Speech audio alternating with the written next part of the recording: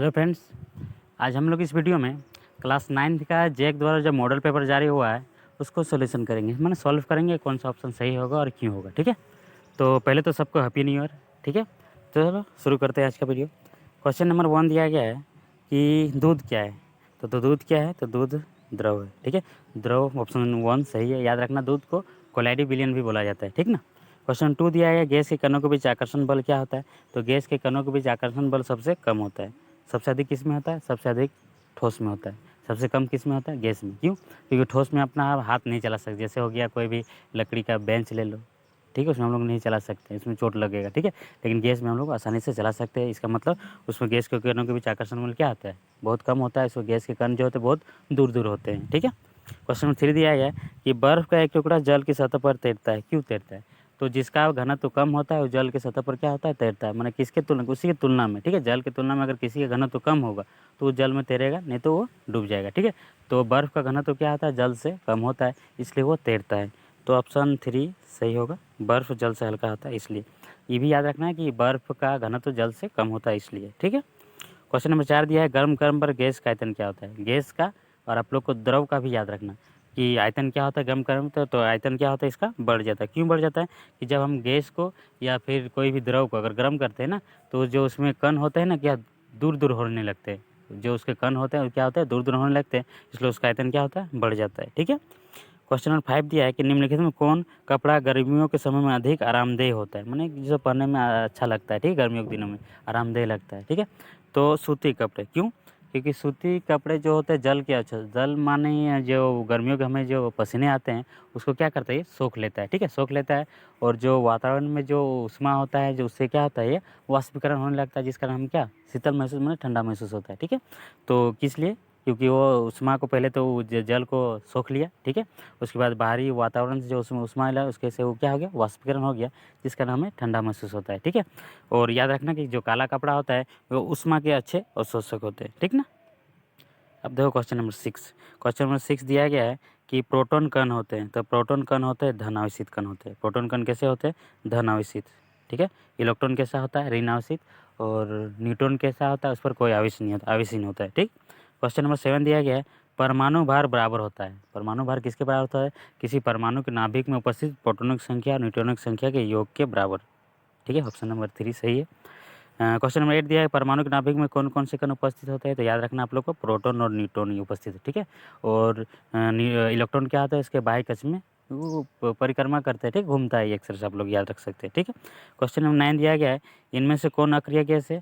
तो अक्रिय गैस यहाँ पर नियोन। ठीक है, तो अक्रिय गैस किसे कहते हैं, जो पूर्ण रूप से भरा हुआ रहेगा, अष्टक अपना पूरा किया हुआ रहेगा, या तो उसी को बोला जाता है अक्रिय गैस। ठीक है, जैसे नियोन का होता है परमाणु संख्या तो 2 8 टोटल 10 होता है, तो इसका बाह्य कक्ष में 8, ये अष्टक पूरा किया हुआ है, मैंने पूर्ण रूप से भरा हुआ है, इसलिए अक्रिय गैस कहलाएगा। ठीक है, क्लास 10 के अवसान में आप लोग देखिएगा 18वें समूह में जितने भी तत्व दिए गए वो सब क्या होता है, अक्रिय गैस होता है। ठीक है, हीलियम भी अक्रिय गैस होता है, रेडॉन जेनॉन ये सब अक्रिय गैस होता है। ठीक, अब देखते हैं हम लोग क्वेश्चन नंबर 10 कि किनाल किरणें किसका किरण पुंज होती है। तो किनाल किरणें धनावेशित किरण पुंज होते हैं। तो धनावेशित तो है नहीं यहाँ पर, तो यहाँ पर धनावेशित कौन होगा, तो प्रोटॉन धनावेशित होता है। ठीक है, क्वेश्चन नंबर 11 दिया है, सोडियम का सही इलेक्ट्रॉनिक विन्यास क्या है। तो सोडियम का परमाणु संख्या 11 होता है, ये याद रखिएगा। सोडियम का परमाणु संख्या 11, तो इसका इलेक्ट्रॉनिक विन्यास तोड़ेंगे तो 2 8 10 और 1 11, तो कौन नंबर होगा, ऑप्शन 4 इसका सही होगा। ठीक, अब देखते हैं क्वेश्चन नंबर 13 कि किसी तत्व के परमाणु में 18 न्यूट्रॉन तथा 17 प्रोटॉन है, तो तत्व का परमाणु द्रव्यमान क्या होता है। परमाणु द्रव्यमान हम बताएं आप लोग को क्या होता है कि प्रोटॉन की संख्या न्यूट्रॉन की संख्या के योग को, ठीक है, प्रोटॉन की संख्या न्यूट्रॉन की संख्या के योग को बोला जाता है, क्या बोला जाता है, परमाणु द्रव्यमान बोला जाता है। ठीक है, तो जब जोड़ेंगे 18 और 35 को तो जोड़ के कितना हो जाएगा, 35 हो जाएगा, तो ऑप्शन 1 सही है। ठीक, क्वेश्चन नंबर 14 दिया गया, यदि किसी वस्तु का विस्थापन शून्य है तो उस वस्तु द्वारा तय की गई दूरी कितना होगा। तो इसमें 2 कंडीशन होता है कि क्या हो सकता है। मान लो कोई वस्तु यहाँ पे है स्टैटिक पॉइंट पे, ये दूरी नहीं तय की है, तो इसका विस्थापन भी यहाँ शून्य है और तय की गई दूरी भी शून्य है, ये पहला कंडीशन हो गया। दूसरा कंडीशन क्या है कि कोई वस्तु यहाँ पर है, यहाँ से यहाँ आया, यहाँ से यहाँ ऐसे ऐसे ऐसे, फिर ये स्टार्टिंग पॉइंट पर पहुँच गया है। ठीक है, स्टार्टिंग पॉइंट पहुँच गया, तो यहाँ तो विस्थापन क्या हो गया, शून्य हो गया। ठीक है, लेकिन दूरी तो कुछ ना कुछ होगा ना, तो इसमें क्या होगा, 2 कंडीशन हो रहा है, तो इसमें ऑप्शन 4 सही है कि शून्य हो भी सकता है, नहीं भी हो सकता है, और शून्य थी इसमें, मतलब शून्य हो भी सकता है और नहीं भी हो सकता, शून्य अथवा शून्य नहीं भी हो सकता है। ठीक है, तो ऑप्शन 4 सही है। ठीक, अब देखो क्वेश्चन नंबर 15 क्या दिया गया है कि ओडोमीटर क्या मापता है। तो ओडोमीटर मापता है तय की गई दूरी को, ठीक, याद रखना। और एक होता है स्पीडोमीटर, तो स्पीडोमीटर क्या मापता है, चाल को मापता है, ये याद रखना। स्पीडोमीटर और ओडोमीटर क्या है। क्वेश्चन नंबर 18 देखो, सॉरी 16। क्वेश्चन नंबर 16 क्या दिया गया है कि 18 किलोमीटर प्रति घंटा का वेग को मीटर पर सेकंड में चेंज करना है, ठीक है। तो किलोमीटर प्रति घंटा को मीटर पर सेकंड में चेंज करने के लिए उसको जो दिया रहेगा उसको गुना कर देना है 5/18 से, ठीक। तो 18 क्या होगा, कट जाएगा, तो क्या आएगा 5 मीटर पर सेकंड। तो ऑप्शन 4 आप लोग का सही है, ठीक है। तो एक तरीका याद रखना कि ज़्यादा से जब हम लोग कम जाएंगे ना, तो ज़्यादा से कम जाएंगे, तो ज़्यादा से कम जाएंगे तो कम वाला क्या होगा, ऊपर हो जाएगा, ठीक है। जैसे 18 किलोमीटर था, उसको हमको मीटर पर सेकंड में लाना था, तो कम वाला ऊपर लिखे कि नहीं, तो 5/18 से गुना कर देंगे, ठीक है। अगर वही बोलेगा कि मीटर पर सेकंड से किलोमीटर प्रति घंटा में जाओ, तो कम से क्या जा रहे हैं, अधिक जा रहे हैं, तो अधिक वाला ऊपर, तो 18 ऊपर नीचे 5। याद रखना ये कब करते हैं, जब किलोमीटर प्रति घंटा से मीटर पर सेकंड में जाएंगे तब। ये कब करेंगे, जब मीटर पर सेकंड से किलोमीटर प्रति घंटा में जाएंगे तब करेंगे, ठीक है। चलो देखते हैं अगला क्वेश्चन। अगला क्वेश्चन दिया गया है कि क्वेश्चन है 17 नंबर, ठीक है, कि किसी किसी विशेष दिशा में कण की चाल को उसका क्या कहते हैं, तो उसका वेग कहते हैं। उसका क्या कहते हैं, वेग। किसी विशेष दिशा में कण की चाल को उसका वेग कहते हैं, ठीक। क्वेश्चन नंबर 18 दिया गया है, न्यूटन किसका मात्रक है। तो न्यूटन होता है बल का मात्रक। बल का मात्रक क्या होता है, न्यूटन, ठीक। और एक आप लोग को याद रखना है, बल का और एक मात्रक होता है, वो फॉर्मूला से निकलेगा, ठीक है। फॉर्मूला क्या होता है बल का, MA, ठीक है। एम के क्या, मास है, माने द्रव्यमान, द्रव्यमान का ऐसा यूनिट किलोग्राम, ठीक है। और ए से क्या होता है, त्वरण, त्वरण का ऐसा मात्रक क्या होता है, मीटर पर सेकेंड स्क्वायर। तो ये भी बल का भी मात्रक हो रहेगा, ठीक है, किलोग्राम मीटर पर सेकेंड स्क्वायर, ठीक है। दोनों मात्रक आप लोग को याद रखना है, ठीक। अब देखते हैं क्वेश्चन नंबर 19। क्वेश्चन नंबर 19 दिया गया है कि न्यूटन के गति का कौन सा नियम बल की परिभाषा देता है। तो ये पहला नियम देता है। पहला नियम क्या होता है कि जब तक हम किसी वस्तु पर बल नहीं लगाएंगे वो तब तक अपने विरामावस्था में बनी रहेगी वस्तु। ये तो बल का ही परिभाषा निकलता है 1 से। और न्यूटन के दूसरा गति नियम से उसका व्यंजक प्राप्त होता है बल का, ठीक है। ये याद रखना, बल का परिभाषा यानी पहला नियम से, और दूसरा नियम से बल का व्यंजक प्राप्त होता है, ठीक। क्वेश्चन नंबर 20 दिया गया है कि ध्वनि तरंगों की चाल सबसे अधिक किस में होता है। तो ध्वनि तरंगों की चाल सबसे अधिक ठोस में, सबसे कम बोलेगा तो गैस में, ठीक है, याद रखिएगा। अब देखते हैं 21 क्वेश्चन। 21 नंबर में क्या दिया गया है कि स्रव ध्वनि का प्रास होता है। तो स्रव ध्वनि का प्रास याद रखना 20 Hz से, इसको हर्ट्ज बोला जाता है, से 20,000 Hz तक होता है, ठीक है, 20,000 Hz तक। तो ऑप्शन ये वाला कितना होगा, ऑप्शन 2 नंबर सही होगा, 20 हर्ट्ज से 20,000 Hz तक, ठीक है। अब देखते हैं क्वेश्चन नंबर 22 दिया गया है कि आवृत्ति n तथा तरंगदैर्घ्य लैम्डा वाले तरंग की चाल v बराबर क्या होता है। तो तरंग की चाल v बराबर होता है n लैम्डा होता है, ठीक है। तो n लैम्डा किस में दिया है, ऑप्शन नंबर 1 में दिया गया, तो ऑप्शन नंबर 1 सही है, ठीक। अब दिया गया है क्वेश्चन नंबर 23 कि कार्य कैसा है मात्रक क्या होता है। कार्य कैसा है मात्रक जूल होता है, ठीक है। वाट किसका होता है, वाट होता है विभवांतर का, एम्पियर धारा का, और ओम होता है प्रतिरोध का। 10 में लोग अच्छे तरह से ये लोग आप जानिएगा, ठीक है। क्वेश्चन नंबर 24 दिया गया है कि सार्वत्रिक गुरुत्वाकर्षण स्थिरांक जी का मान क्या था। ये तो ज़्यादा इंपॉर्टेंट, ठीक है, ये याद रखना, ऑप्शन नंबर 2 सही है। 6.67 × 10⁻11 न्यूटन मीटर स्क्वायर पर kg स्क्वायर, ठीक। अब क्वेश्चन नंबर 25 दिया गया है कि 4 वस्तुएं P, Q, R तथा S के द्रव्यमान क्रमशः 5 किलोग्राम, 10 किलोग्राम, 15 किलोग्राम तथा 20 किलोग्राम, किसका जड़त्व अधिक है। तो जड़त्व याद रखना, तो जड़त्व जिसका द्रव्यमान अधिक होगा उसका जड़त्व भी अधिक होगा। तो किसका द्रव्यमान अधिक है, तो S का। तो S कहाँ है ऑप्शन, है कि उसको 20 किलोग्राम दिया गया, ठीक है। तो ऑप्शन 4 में S है, ठीक है, तो ऑप्शन 4 सही है, ठीक। क्वेश्चन नंबर दिया है 25 हो गया 26, कि निम्न में से कौन सही है।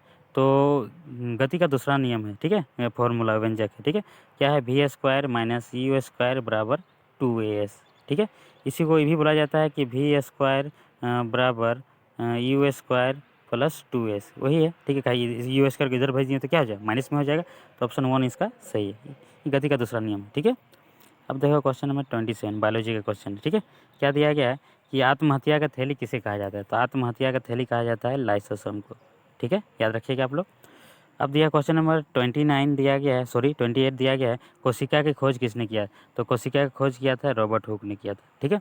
अगर बोलेगा कि जीवित कोशिका की खोज कौन किया था, तो लुईन हुक ने किया था, ठीक है। रॉबर्ट ब्राउन भी ऑप्शन में दिया गया, तो रॉबर्ट ब्राउन ने किया था।